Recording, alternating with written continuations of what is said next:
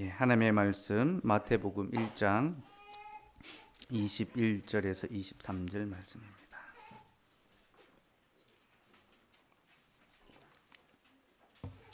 마태복음 1장 21절에서 23절 말씀입니다. 하나님의 말씀을 들으십시오. 아들을 낳으리니 이름을 예수로 하라. 이는 그가 자기 백성을 그들의 죄에서 구원할 자이심이라 하니라. 이 모든 일이 된 것은 주께서 선지자로 하신 말씀을 이루려 하심이니 이르시되 보라 처녀가 잉태하여 아들을 낳을 것이요 그의 이름은 임마누엘이라 하리라 하셨으니 이를 번역한즉 하나님이 우리와 함께 계시다 함이라. 아멘. 하나님 감사합니다. 오늘도 우리에게 하나님의 말씀을 들려주셨습니다. 주께서 우리에게 오신 것의 의미가 무엇인지 또 이 말씀 통하여 가르쳐 주시었고 또 이 말씀 들음으로 우리가 하나님의 말씀을 깨닫고 우리의 마음에 모셔드릴 수 있도록 도와주옵소서. 감사드리며 예수님의 이름으로 기도드리옵나이다. 아멘. 이제 하나님의 말씀을 전하도록 하겠습니다. 오늘이 성탄주일인데 신앙고백서 8장이 중보자 그리스도에 관한 내용입니다. 그래서 딱 성탄에 맞는 내용을 설교할 수 있어서 하나님의 섭리에 참 놀랍고 또 감사할 따름입니다. 중보자 그리스도는 신앙고백서에서 분량이 가장 깁니다. 여러분 유인물 나눠드렸죠? 내용이 가장 많습니다. 왜 가장 많냐? 그리스도가 성경의 중심이며 복음의 핵심이기 때문입니다. 그래서 가장 많은 분량을 할애하고 있습니다. 하지만 저는 오늘 가능한 짧게 설교하려고 합니다. 별로 안 믿으시는 분위기인데 속고만 사셔가지고 그죠? 그리스도에 관한 것은 제가 늘 중점을 두고 또 설교하고 가르치는 내용입니다. 그래서 오늘은 핵심만 좀 전달하려고 합니다. 신앙고백서 6항을 한번 볼까요? 다른 내용은 한번 다 읽어보시고요. 읽어보시면 좀 이해가 될 겁니다. 6항 6항 같이 읽읍시다. 시작. 그리스도께서는 성육하신 이후에야 구속사역을 실제로 이루셨지만 구속의 효력과 효과와 은덕들은 피택자들에게 태초부터 모든 시대에 걸쳐 연속적으로 약속과 모형과 제사들 안에서 그리고 그것들을 통해 계속 전달되었다. 또한 그것들 안에서 그리스도께서는 뱀의 머리를 상하게 하는 여인의 후손으로 창세로부터 죽임을 당한 어린 양으로 그리고 어제나 오늘이나 영원토록 동일한 분으로 계시되고 예시되셨다. 무슨 말입니까? 그리스도께서 성육신하신 다음에 구원의 사역을 이루셨지만 이미 창세로부터 그는 계시되셨다는 거예요. 구약의 율법과 또 모형과 제사 그 모든 것 속에서 그리스도는 메시아로 예표되어 오셨다. 그렇게 이야기하고 있습니다. 그래서 여러분 우리는 구약의 모든 말씀이 예수 그리스도를 가리키고 있다는 사실을 알아야 합니다.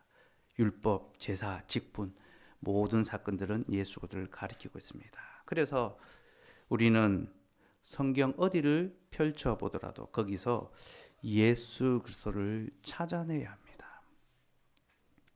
그게 우리에게 성경이 주어진 이유입니다. 하나님은 성경을 통하여 우리에게 예수 그리스도를 보여주기를 원하십니다. 그래서 제가 항상 설교할 때에 무엇을 증가합니까? 그리스도를 증가합니다. 예수 그리스도. 저는 성경 모든 곳에서 그리스도를 찾아서 전파하려 하고 이것이 저의 설교의 제1원리입니다. 오늘도 그 원리에 따라 말씀을 전하려 합니다. 오늘 본문을 봅시다. 오늘 본문은 예수님의 탄생 기사인데요. 마태는 예수님을 두 가지 이름으로 우리에게 소개해 줍니다. 하나는 예수며 다른 하나는 임마누엘입니다. 예수는 자기 백성을 그들의 죄에서 구원하신다. 이제 그런 뜻입니다. 이것은 예수님의 왕적인 사역을 보여줍니다. 그리스도는 자기 백성을 그 죄에서 구원하십니다. 둘째로 임마누엘은 하나님이 우리와 함께 하신다라는 뜻입니다. 이는 예수님의 존재론적인 특성을 우리에게 보여줍니다.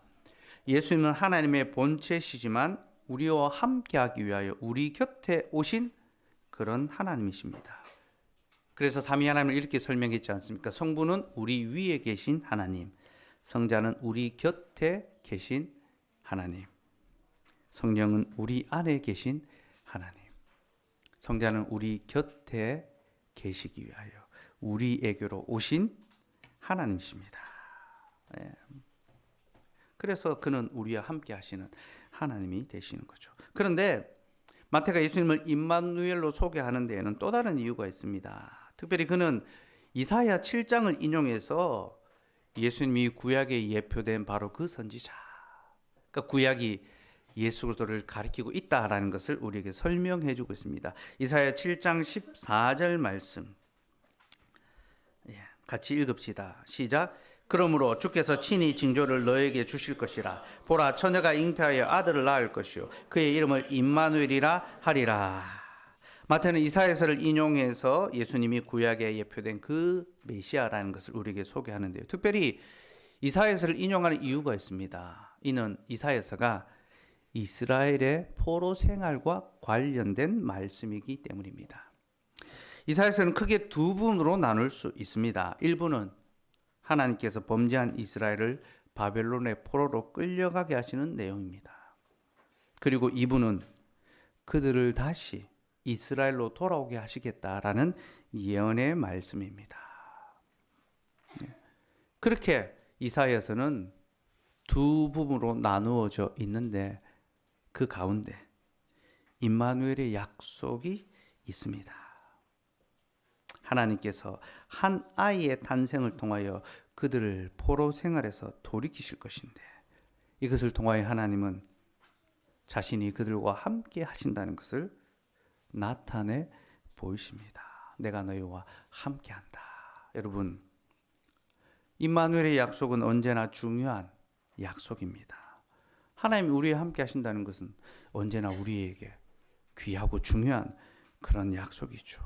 하지만 포로 생활 중에 있는 이들에게 이 약속은 더욱 중요합니다. 왜냐하면 바벨론의 포로로 끌려간 이들은 과연 하나님이 우리와 함께 하시는가에 대한 의문이 있었기 때문입니다. 그들은 생각했습니다. 하나님이 우리와 함께 하신다면 우리가 이렇게 포로로 끌릴 일은 없었을 거야. 그 포로로 끌려왔다는 것 자체가 그들이 하나님께 버림을 받았다.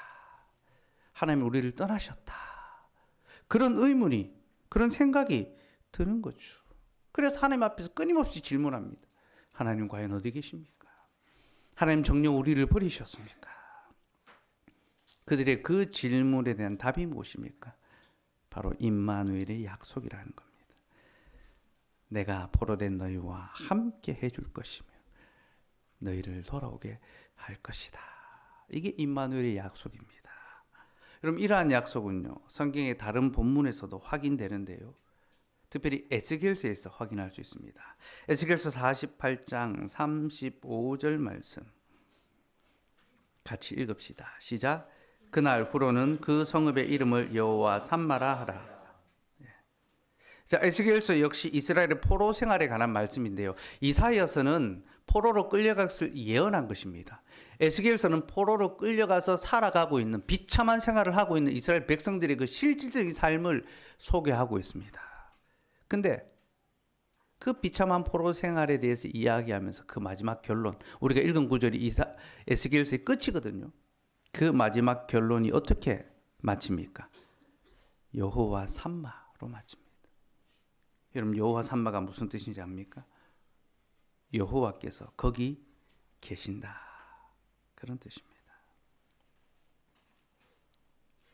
이스라엘의 비참한 포로 생활을 다루면서 그 모든 말씀의 마침이 여호와께서 거기 계신다. 여러분, 이 말씀이 시사하는 바가 무엇입니까? 이는 곧 하나님께서 이스라엘이 당하고 있는 그 비참한 포로 생활의 현장에 함께해 주신다. 바로 그런 뜻입니다. 여호와 삼마는 임마누엘과 같은 약속입니다. 하나님께서 거기 계신다. 이것은 이스라엘 백성들에게 큰 위로의 말씀이 되었습니다. 자신들이 바벨론의 포로로 끌려와서 고통과 비참과 괴로움의 삶을 살아가고 있는데 하나님께서 여기 우리와 함께 하신다니 얼마나 큰 위로가 되었겠습니까? 특별히 여러분, 이스라엘 백성들에게 하나님은 성전에 계시는 분입니다. 성전은 예루살렘에 있습니다. 근데 이들은 지금 바벨론의 포로로 끌려왔습니다. 성전에서 멀리 떠나 있죠. 그리고 예루살렘 성전은 무너졌습니다. 하나님의 집이 무너졌습니다. 그러니 그들이 어떤 생각을 했겠습니까? 하나님은 예루살렘의 성전에 계시는데 우리 이렇게 타향의 먼 나라로 끌려와서 이렇게 비참한 포로 생활을 하니 하나님이 더 이상 우리와 함께 하시지 않는구나. 그런 마음을 가질 수밖에 없었지 않겠습니까? 근데 하나님께서는 바로 그런 그들에게 내가 여기 너희와 함께 하고 있다. 나는 성전에 갇혀 있는 자가 아니라 내 백성과 함께 하는 자다. 그 약속의 말씀을 전해 주시는 거죠. 그리고 하나님이 함께 해주는 그 현장이 어디입니까? 바로 자기 백성이 고통과 괴로움과 비통과 신음하는 바로 그 현장입니다. 사랑하는 여러분, 하나님은 우리와 함께 하시는 임마누엘의 하나님입니다.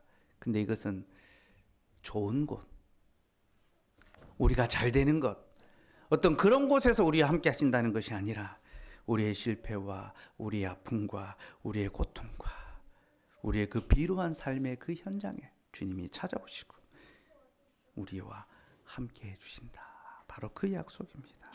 사랑하는 여러분, 하나님께서 우리의 고통을 외면하지 않는다는 것을 기억하십시오. 그는 우리의 고통의 문제를 다 아시고 그리고 기꺼이 그 자리로 찾아오셔서 고통당한 우리와 함께 머물러 주십니다. 이것이 바로 임마누엘 안에 담긴 하나님의 약속입니다. 그러니 여러분, 임마누엘의 하나님으로 위로를 얻으시기 바랍니다. 하나님께서 이 비천한 인생, 이 낮고 낮은 이 비루한 죄의 비천 가운데 둘러싸이며 날마다 그 죄의 더러움을 먹고 마시며 살아가는, 남에게 보여줄 수 없고 감추고 싶은 그 비참한 우리의 삶의 자리에 찾아오셨어. 우리의 죄와 티끌을 뒤집어 쓰시고 우리의 그 비루함을 함께 담당하시며 우리의 고통과 질고를 다 맡아 주십니다. 이것이 임마누엘 하나님의 약속입니다. 특별히 여러분, 하나님은 우리와 함께 계시기 위하여 이 땅에 아기로 태어나셨습니다. 전능하신 하나님께서 아기로 태어나셨다는 것은 하나님에게 있어서 매우 부끄러운 일입니다. 왜냐하면 신이 사람의 아들로 태어나는 것은 부끄러운 일이기 때문입니다. 여러분, 신은 태어나는 존재가 아닙니다. 신은 무언가를 만들고 존재하게 하는 그런 존재지 태어나는 그런 지원받는 존재가 아닙니다. 그리고 설령 신이 태어난다 하더라도 그 신은 신에게서 태어나야지 사람에게서 태어나면 안 됩니다. 그게 신화 아닙니까? 그죠? 신에게 태어나야 신적인 존재가 될 수 있는 거죠. 그러나 하나님은 그 당시 신화에서는 찾아볼 수 없는, 인간이 만들어내는 그 어떤 이야기에서는 도무지 찾아볼 수 없는 방식으로 이 땅에 오셨다라고 말합니다. 곧 전능하신 하나님께서 사람의 모습으로 이 땅에, 아기로 이 땅에 오셨다라는 거죠. 그래서 여러분, 이것은 하나님에게 있어서 매우 부끄러운 일이지만 하나님은 우리를 사랑하셔서 우리와 함께 해주시기 위하여 그 부끄러움을 개의치 않으시고 기꺼이 담당하셨습니다. 그래서 아구스티누스는요, 예수님의 탄생을 이렇게 묘사했습니다.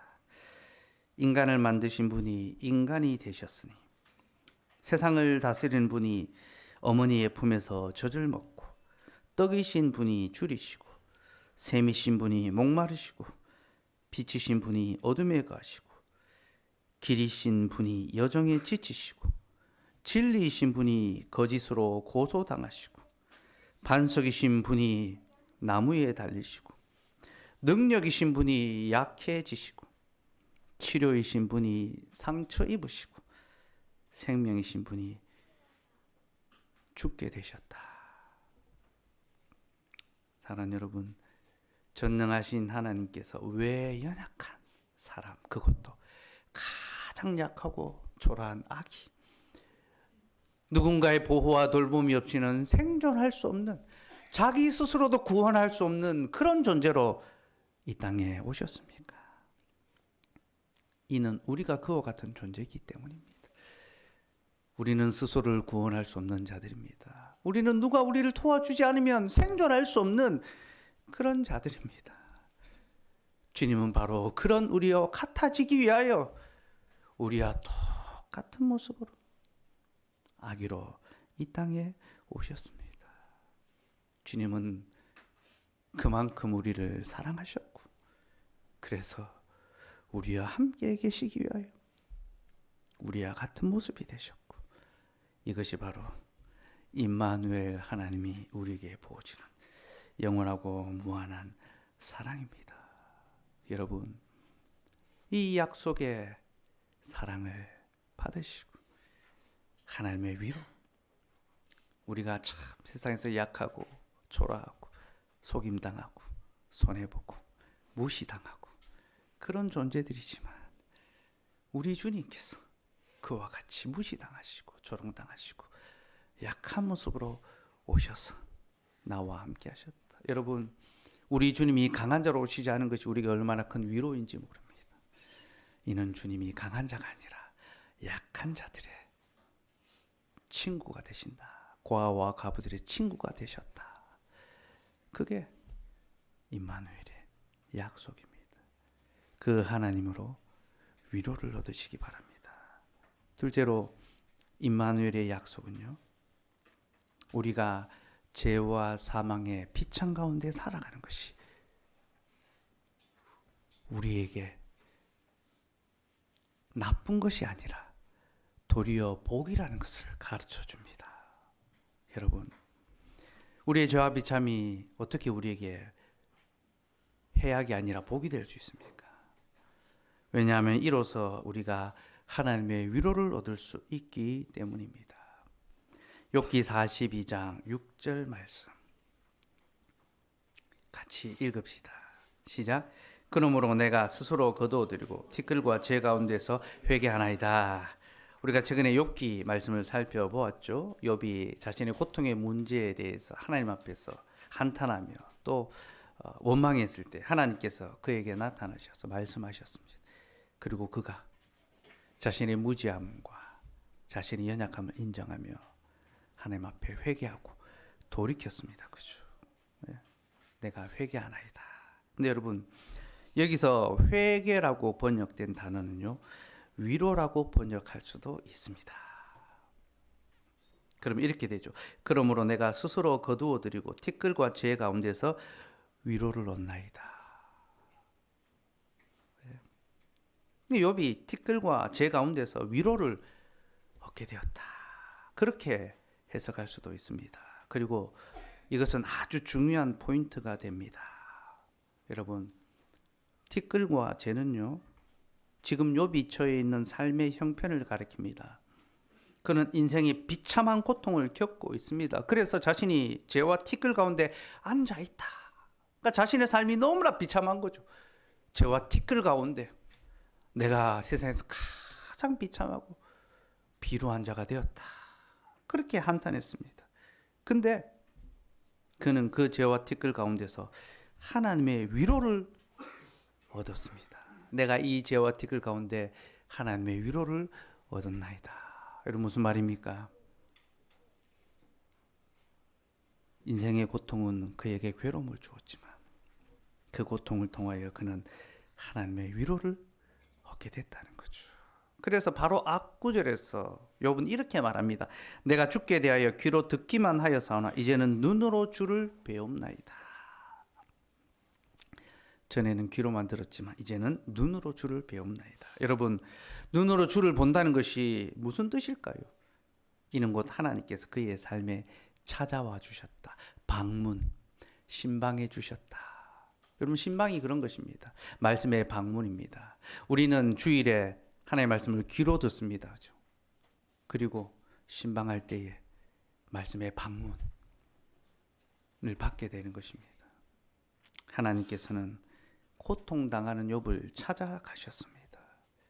그리고 그에게 친히 말씀해 주셨습니다. 그래서 그는 전에는 멀리 계셔서 귀로만 들었던, 저 멀리 하늘에 계셔서 귀로만 들었던 그 하나님을 이제는 가까이 계심으로 눈으로 배우는 은혜를 얻게 된 것입니다. 그래서 여러분, 고난당하는 것은 우리에게 유익입니다. 이로써 우리가 하나님을 배웠고 하나님의 위로를 얻을 수 있기 때문이죠. 사랑하는 여러분, 우리는 매일매일 죄와 사망의 비창 가운데 살아가고 있습니다. 우리의 삶의 현실은 늘 고단하고 지치고 팍팍하고 열심히 수고한 것 같으나 무언가 손에 잡히는 것이 없는 그런 어떤 삶을 살아갑니다. 또 우리 주위에는요, 얼마나 우리를 괴롭게 하는 자들이 많은지 모릅니다. 온통 우리를 이용하려 드는 자들과 우리를 속이려 드는 자들과 우리를 괴롭게 하는 자들이 얼마나 많은지 모릅니다. 그런 자들 사이에서 우리는 날마다 신음하며 고통하며 때로는 분노하며 또 때로는 아파하고 두려워하며 살아갑니다. 정직하고 진실하게 살아가려 할 때에 오히려 더 공경에 처하고 더 어려움을 보고 더 손해를 보아야 하는 것이 우리의 마음에 비통함과 한숨과 상처를 주지요. 그러나 여러분, 우리 하나님께서는요, 그렇게 죄와 티끌 가운데 살아가는 우리를 결코 그냥 내어버려 두지 않습니다. 그는 우리의 삶의 자리에 찾아오셔서 우리의 고통을 들여다보시고 우리에게 살아서나 죽어서나 참되고 유일한 위로가 되어 주십니다. 그러니 여러분, 우리가 올 한 해 살아가면서 어떠한 실패와 고통과 절망을 겪었든지, 혹 우리가 어떤 질병과 또 고립과 속임과 실직과 괴로움을 당하였다 하더라도 결코 낙심하지 맙시다. 우리는 우리 인생의 문제 때문에 괴로워하고 신음하지만 그 고통의 자리가 주님이 우리를 찾아오셔서 위로해 주시는 은혜의 자리가 된다는 것. 그러므로 여러분, 티끌과 죄 가운데 앉아서 하나님이 주시는 위로를 받으십시오. 이것이 임마누엘 하나님의 약속입니다. 그리고 여러분, 이 임마누엘의 약속이 마태복음의 핵심 주제입니다. 여러분, 마태복음은 임마누엘의 약속으로 시작해서 임마누엘의 약속으로 마칩니다. 1장 23절에서 임마누엘의 약속을 선포하셨죠. 그리고 마지막 28장 19절 20절 같이 읽읍시다. 시작. 그러므로 너희는 가서 모든 민족을 제자로 삼아 아버지 아들과 성령의 이름으로 세례를 베풀고 내가 너희에게 분부한 모든 것을 가르쳐 지키게 하라. 볼지어다 내가 세상 끝날까지 너희와 항상 함께 있으리라 하시니라. 여러분, 마태복음의 마지막이 어떻게 마칩니까? 내가 세상 끝날까지 너희와 항상 함께 있으리라. 임마누엘의 약속입니다. 그죠? 하나님이 우리와 함께 하신다. 그렇게 마태복음은 임마누엘로 시작해서 임마누엘로 마칩니다. 한번 우리에게 오신 하나님께서 떠나지 않고 계속 우리와 함께 해 주시는 거죠. 근데 여러분, 1장과 28장은요, 하나님이 우리와 함께 해주신 방식이 다릅니다. 임마누엘의 방식이 달라집니다. 1장에서는 예수님께서 사람이 되심으로 성육신 하심으로 우리와 함께 해주셨죠. 우리와 같은 사람이 되셔서 우리와 함께 해주셨습니다. 근데 28장에서는요, 주님은 다른 방식을 통하여 임마누엘을 약속해 주십니다. 곧 교회를 통한 임마누엘입니다. 주님은 제자들에게 아버지, 아들과 성령의 이름으로 세례를 베풀라고 하셨습니다. 이것은 곧 교회를 세우라는 명령이죠. 그리고 너희가 그렇게 하면 내가 세상 끝날까지 너희와 항상 함께 있을 것이다. 여러분, 이게 무엇을 의미합니까? 주님이 이제 육체로서 우리와 함께 해주는 것이 아니라 교회와 함께 해 주신다는 겁니다.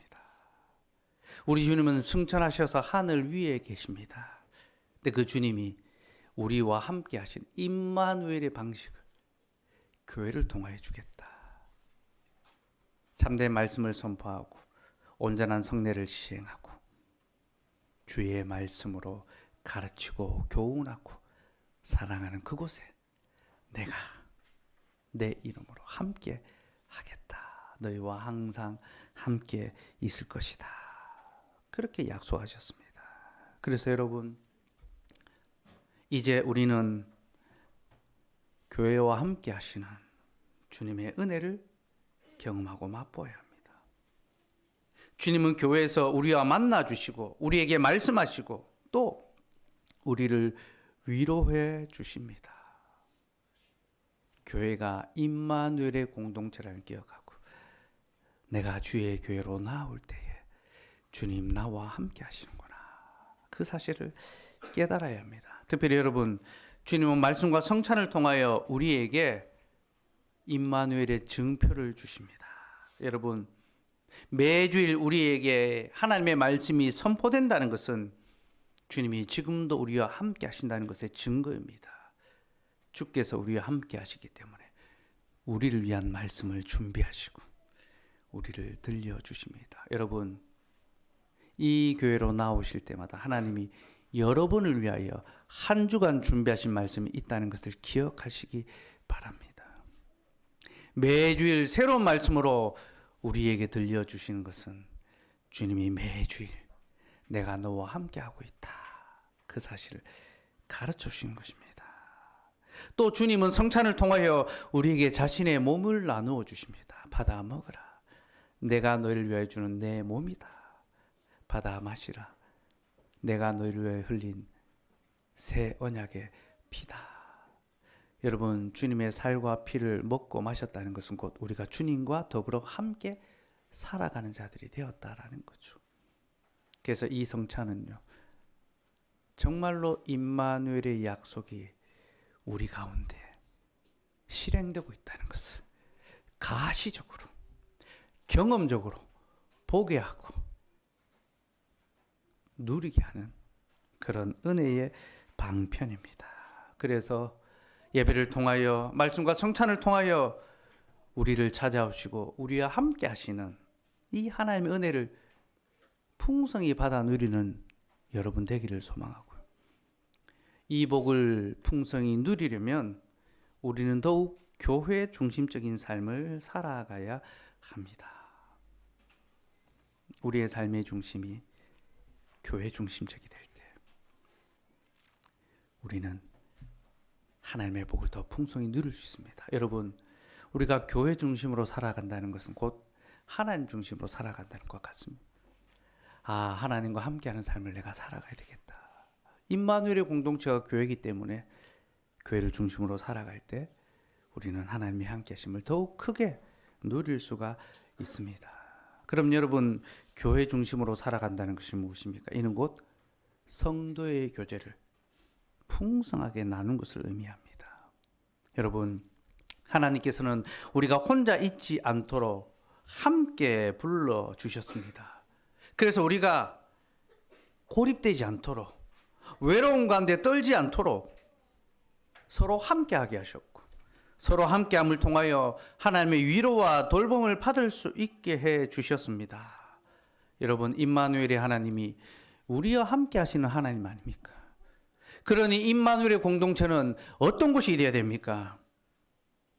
서로 함께하는 그런 공동체가 되어야 합니다. 우리가 눈에 보이지 않는 하나님이 어떻게 우리와 함께하고 있다는 것을 알 수 있습니까? 눈에 보이는 형제, 지체 하나가 내 곁에 있을 때, 내 아픔과 고통과 어려움을 함께 담당해 줄 때, 아, 과연 하나님이 우리와 함께 하시는구나. 이것을 깨달을 수 있는 거죠. 그래서 임마누엘의 하나님을 믿는 자들은 임마누엘의 삶을 살아갑니다. 서로 곁에 있어주고 함께 머물러 주는 거죠. 특별히 주님이 우리의 어떤 상태 가운데 오셨습니까? 고통과 비참과 비로한 가운데 찾아오셨죠. 그러니 여러분, 우리도 지체 중에 누구 하나가 고통을 당한다면 그의 고통의 자리로 찾아가서 함께 아파하고 함께 울어주고 함께 위로해 줄 수 있어야 합니다. 여러분, 사람이 인생에 큰 어려움을 겪고 나면요, 회의가 듭니다. 하나님이 나와 함께 하시는가? 내 인생에 하나님의 도우심이 있는가? 하나님이 함께 하시는데 내가 어떻게 이런 일을 겪을 수 있단 말인가? 그런 의심이 듭니다. 또한 자신의 어떤 실패가 계속해서 자기 속에서 묵상되고 다시 생각나면서 그 마음이 낙담하고 자기 스스로를 더욱 비참한 자리로 끌고 내려갈 수 있습니다. 여러분, 우리는 연약한 인생들 아닙니까? 우리는 홀로 있으면요, 우리는 다 그렇게 될 수밖에 없습니다. 자기의 한계와 자기의 실패와 자기의 비참함이 자기 스스로를 더 어둠의 자리로 끌고 가게 됩니다. 그러면 여러분, 그때 그 형제가 갖고 있는 그 고민, 그 의문에 대한 답을 누가 주어야 합니까? 그가 겪고 있는 그 고통의 자리, 그 깊은 절망의 자리에서 그를 일으켜 줄 자가 누가 되어야 합니까? 바로 우리가 그 일을 해야 되는 것입니다. 우리가 신앙의 회의와 또 의심 가운데 있는 자에게 하나님께서 너와 함께 하신다라는 것을 보여주어야 되고 가르쳐 주어야 하고 확신시켜 주어야 합니다. 우리가 연약한 가운데 주저앉아 있는 자를 손을 내밀며 붙잡아주고 그를 일으켜 주어야 합니다. 그리고 이것을 통하여 하나님은 과연 하나님이 우리와 함께 하신다라는 것을 나타내 보여주십니다. 이것이 임마누엘 하나님의 약속입니다.